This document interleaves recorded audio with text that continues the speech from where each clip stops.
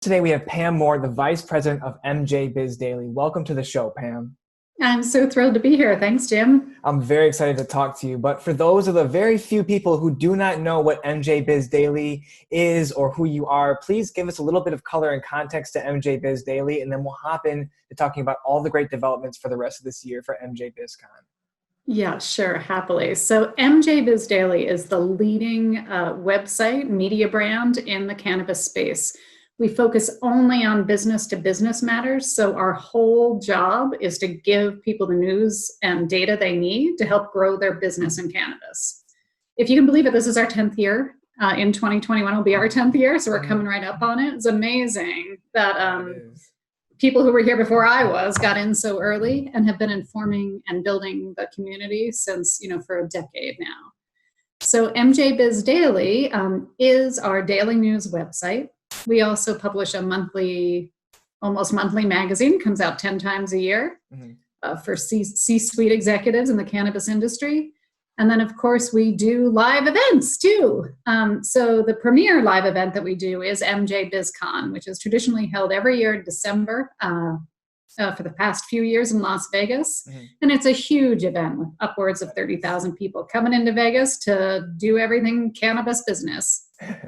For sure, for sure. So, MJBizCon, it was like burning up the trade show circuit here. It had the fastest growing trade show net square foot of exhibit space, paid attendance, the number of exhibiting companies. I would say it probably even brings the biggest amount of people tourist-wise even to Vegas. It's a wild event. It's a lot going on for those few days here. But now that COVID is pretty much a primary driver of how and where we choose to spend our time, MJBizCon is going digital from what I hear. So tell us about what's going to be happening December 2nd to the 4th and all the way leading up to that. Let's start about with maybe the types of tickets we can get to MJBizCon.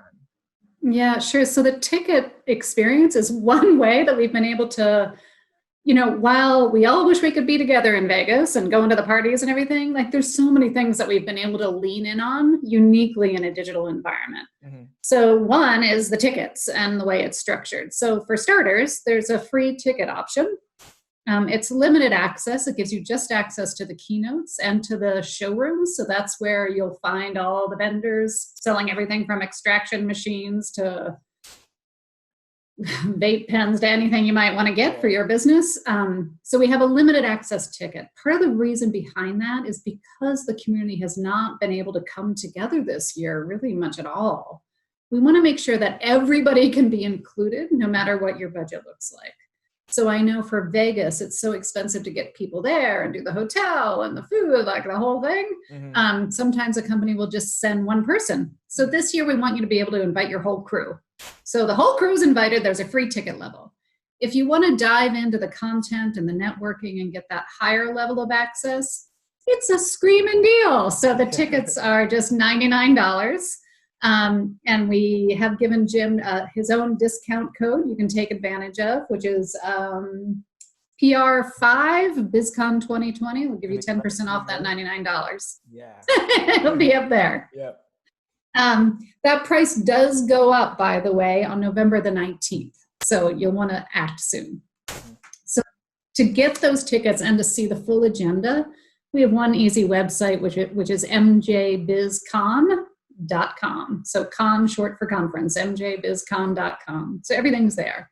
Super easy, super good. That's great that you can bring the whole team there. I think that's one of the, I don't want to say the gripes, but one of the things like, man, it's expensive to get to Vegas, especially for the East Coast people coming over. Or yeah, you want to bring a brand new startup with 7 or 8 people there, guys and gals. It's tough, it's expensive, but this is going to really be an amazing transformation. I'm excited to see how many people you guys can bring through for this programming here. So let's kind of talk about the programming. It starts today, from my understanding. We're recording on November 2nd. This will probably go out on the 3rd or 4th, on or during the elections or right after. Let's talk about the programming that you guys have. There's I think 6 or 7 or 8 different things leading up to MJBizCon. So it's not just the 2-day or 3-day window. Tell me a little bit about the programming you have here.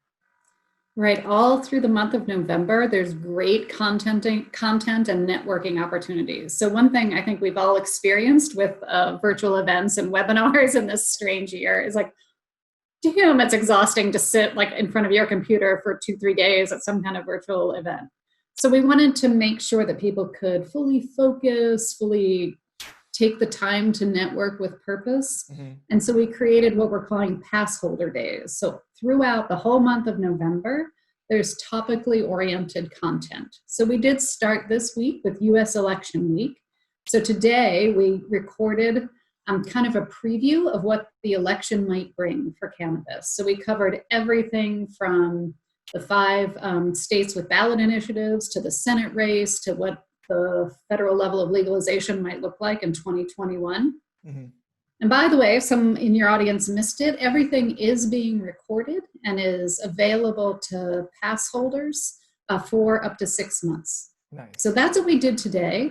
We're going to follow that up on Thursday, just after the election, with what happened in the election and what does that actually mean for the community. So we start with election week, then we're going into more niche topics. We're going to do a California market report, a separate session on Canada. We're going to bring back our investor intelligence conference later in November. So it's for both people seeking money who want to understand what the market looks like, people who are OG investors in the space, everybody talking money.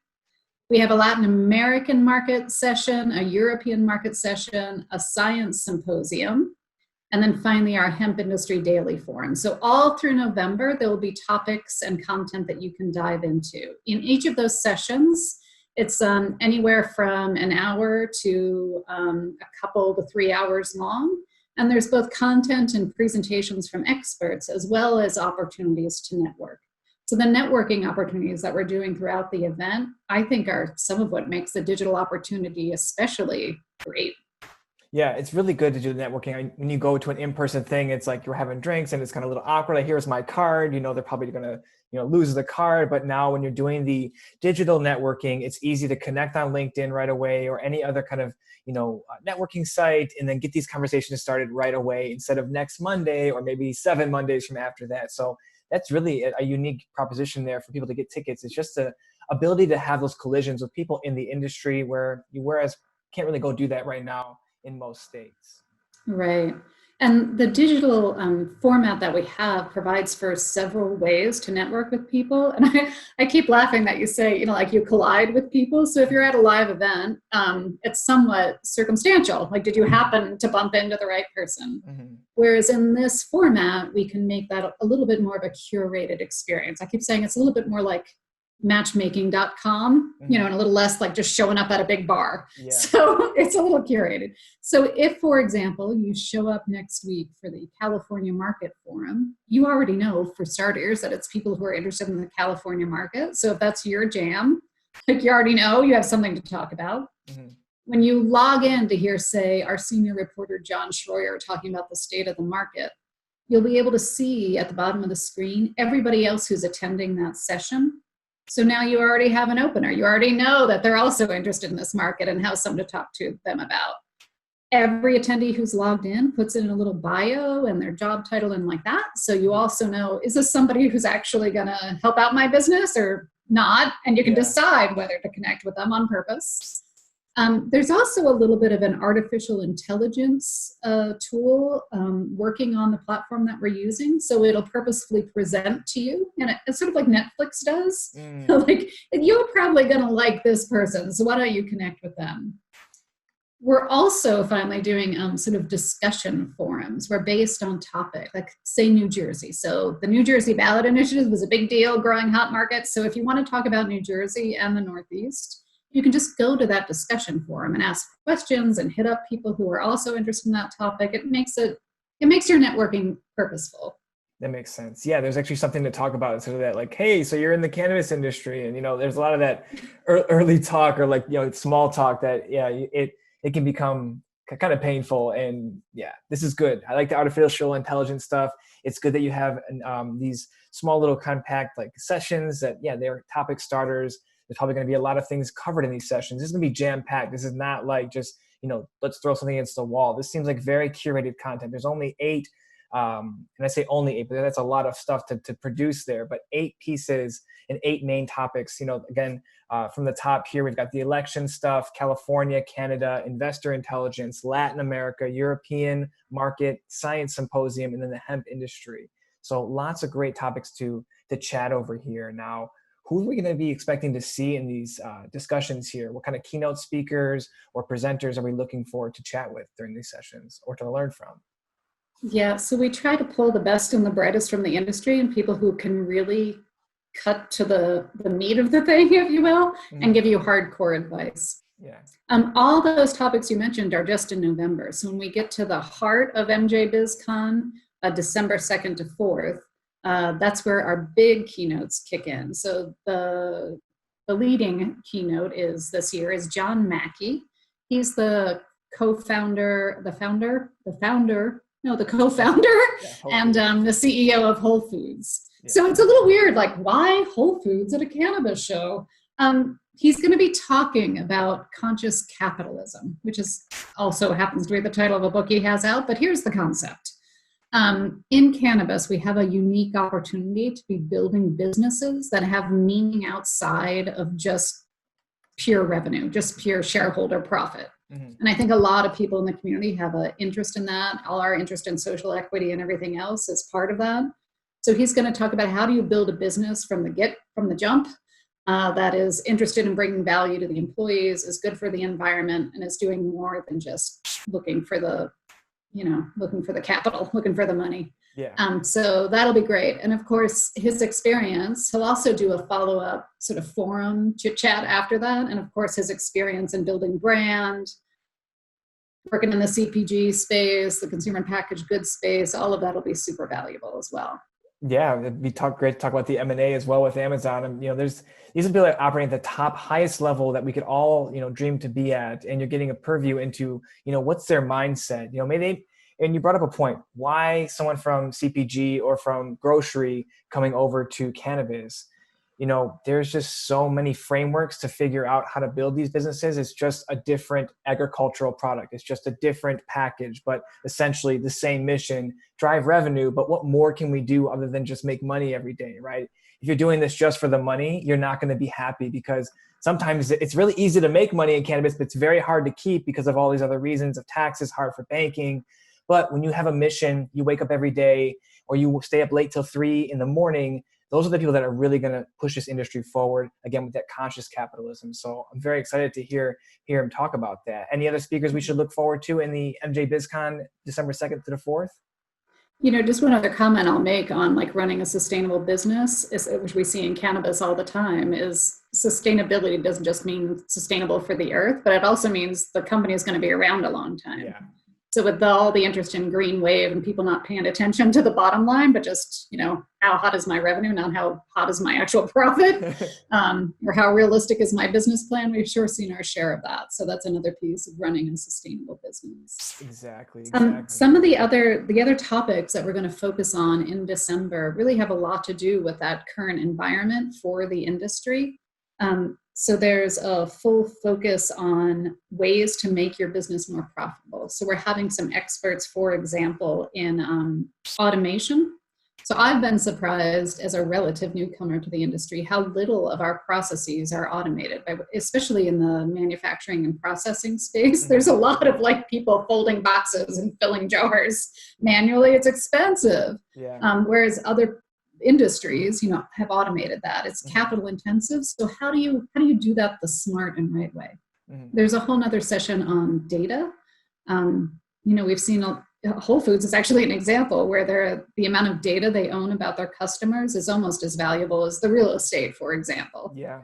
Or their relationships with consumer packaged good companies. We'll talk a lot about the recession and dealing with uncertainty. We'll also be covering for those folks in retail some of the rules and regulations and opportunities around things like curbside pickup and delivery services, which are booming now. Yeah, it is. Of course. Good. Well, there's going to be a lot of stuff covered. I'm sure there's not all of it, but there's going to be a lot of good stuff covered. What is one of the things you're most particularly excited? You said you're a newcomer to the industry and a lot of these things are wowing you. What are some of the things that you're specifically going to be watching closely for MJBizCon? Really, I'm looking forward to making some of those connections. I need to build my network, and I see this as a great opportunity for me to talk to just the people I want to talk to. So content aside, I'm going to be working it the whole time I'm there. Good, And then it good. sounds funny, but like everybody else, I've been so homebound. So one of the things I'm looking forward to in terms of the community is we're doing some fun things too. So every morning there's going to be morning yoga. So Nice. everybody can be breathing as one across the universe. And then there's going to be a live DJ and mixologist as part of the closing ceremony. So, like, honestly, I'm looking forward to having an excuse to dance around my house and drive my teenager mad. Yeah, I totally get that. Yeah, it's been hard being stuck in the house. Where I'm in Detroit right now. We're going into winter. It snowed this weekend. I would love a trip out to Vegas, but I think digital MJBizCon will do, and it's going to be a lot of fun for that. I'm very excited for it. Yeah. Good deal. So let's talk a little bit about, is there anything else for MJBizCon you want to cover? I think the only thing I would more seriously mention about the content that we're seeing, the timing is so opportune because, I mentioned that this week we're doing US election week.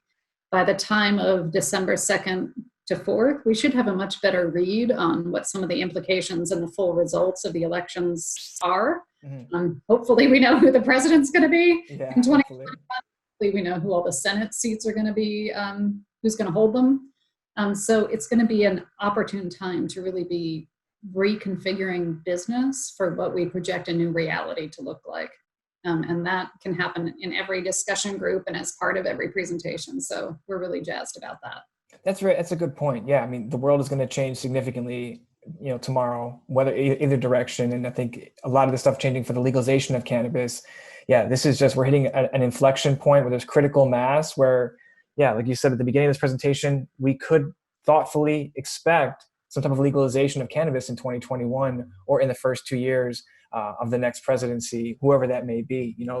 All states are hurting for money. All cities are hurting for sales tax revenue.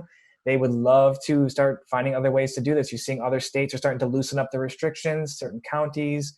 This is a beautiful kind of convergence of all these things happening. So yeah, that's right. This is the right time to be talking about this right at the end of the year. Get those plans ready for your OKRs for 2021 and let's go crush it.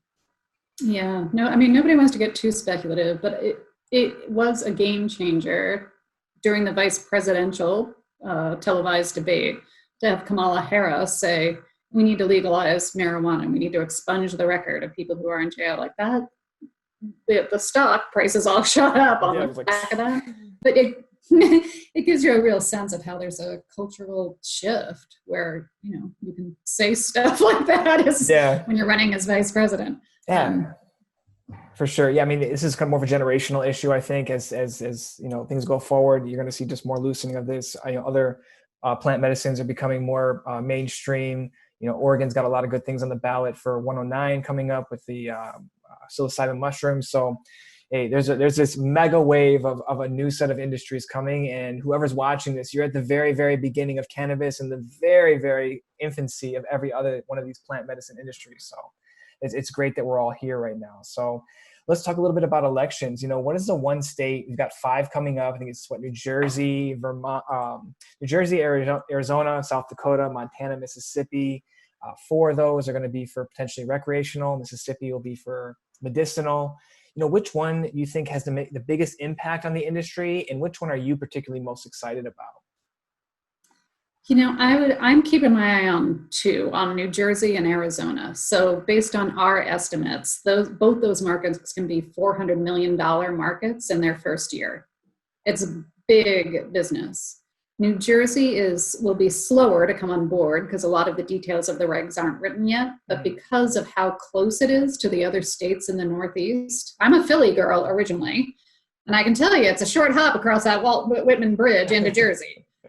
So once New Jersey goes legal and the signs for adult use and so far results are good, but assuming that falls, the other states in the area, New York, New Jersey, everybody else, not New York, Pennsylvania, firstly are gonna, the medical market, for example, in Pennsylvania, which has been doing really well. We've seen in other places where recreational becomes available that it pulls some of that revenue. So there'll be added incentive for Pennsylvania, New York, and all those other states up and down the Mid-Atlantic and Northeast take a more serious look at recreational. So it has that larger impact as well. Arizona, again, that $400 million market, they're going to start, assuming it passes, with the businesses that already have licenses there to do medical. So it has a jump in that sense. Yeah. It does mean that it's harder to enter if you're not already there. Yeah. But that's a big market too, and so I'm keeping my eye on that. South Dakota is interesting just because it's the first state ever to try to legalize both med and adult use on the same ballot. And Mississippi is interesting mostly because, like, what a red state. Yeah. So if Mississippi is going to take a go, I think we can positively say there's been a big shift. For sure. I mean, you look at what happens in Oklahoma. I just spent 10 days down in Oklahoma at the beginning of October. And I mean, as much as there is conservatism down there, look, it's a free market. It's $2,500 and you can open up your cannabis business. You can start a dispensary with that cheap. But there is the Oklahoma way, and you have to abide by certain things that are, general principles in Oklahoma, but they're very much open. A lot of the groups out there are saying this is just another agricultural product to us. It doesn't, whatever it is, doesn't really necessarily matter if it's this one or that one. We're just treating it to make a business out of it. So yeah, you see Mississippi grow. I'll say, I don't want to say fall, but we could see knocking down these dominoes is kind of how I'm seeing it. But at any rate, Mississippi turns, yeah, especially New Jersey. I feel like, yeah, I think Cuomo said in a Zoom meeting last week that, hey, they're going to go by April 2021. They're going to try to legislatively push this. Because look, yeah, like I said, it's not far from Pennsylvania to New Jersey. Same thing from New York, and people are almost dual citizens in both of those states. So yeah, there's going to be pressure. You'll see probably, I think, even a Northeast pact where they all kind of work together. They're so small and state-wise. There's probably going to be some kind of sharing between them. Hopefully, we get interstate cannabis commerce, push in through some kind of omnibus legislation. There's lots of great things coming through that. So good deal on that. Anything that particularly how would I say, when you got into the cannabis industry, right? You say you're relatively new to the industry. What's kind of one thing that you wish you would have known about the industry before you jumped into the industry? Well, I can tell you what has most struck me about the industry. And part of my joke is, so I have a background working really in medical journals where there was a lot of big pharma. Also worked in advanced manufacturing, like these big international powerhouse businesses. And I've never been in a sector of the economy where I feel like I can be more, like, bring my whole self to the table. So I'm loving that about the industry. And I keep joking, I'm still in healthcare, but I feel a little bit better about working with cannabis than working with, say, opioids. Yeah. So I'm okay.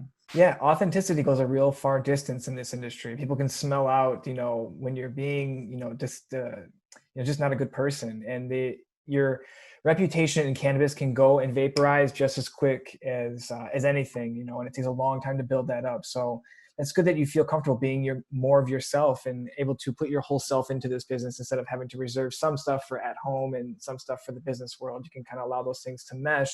Because this is a very human industry. We are working to push the plant forward, but it's people that we're helping and the environment that we're helping. So that's a great way to put that there. Yeah. You can see it too. Now that we're all working from home, we did a story. We ran some in Marijuana Business magazine and some on our social media channels of people, working from home with their kids. So these hemp farmers with the kids, helping during the farming, and people with their daughter, like, sleeping under their desks.